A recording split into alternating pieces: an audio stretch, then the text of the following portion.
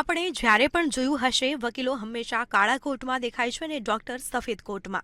પરંતુ શું તમે ક્યારે આ વિચાર્યું છે કે વકીલો હંમેશા કાળા અને ડોક્ટર હંમેશા સફેદ કોટ કેમ પહેરે છે? તો ચાલો જાણીએ.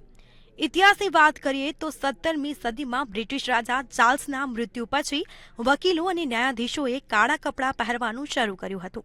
તે એક શોક વ્યક્ત કરવાની એક રીત હતી. પરંતુ ધીમે ધીમે તે એક પરંપરા બની ગઈ છે અને આજે પણ તે ચાલુ છે. અને કાળો રંગ હંમેશા ગંભીરતા, શક્તિ અને આદરનું પ્રતીક માનવામાં આવે છે. એટલા માટે વકીલો તેમના વ્યવસાયિક જીવનમાં કાળા કોટનો ઉપયોગ કરે છે. સફેદ કોટ પરંપરાનો ઇતિહાસ પણ રસપ્રદ છે.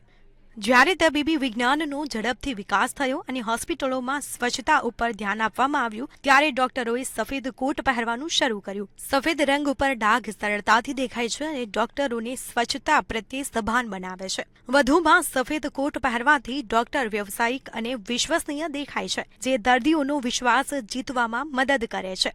આવી જ માહિતી માટે જોતા રહો મંતવ્ય ન્યૂઝ.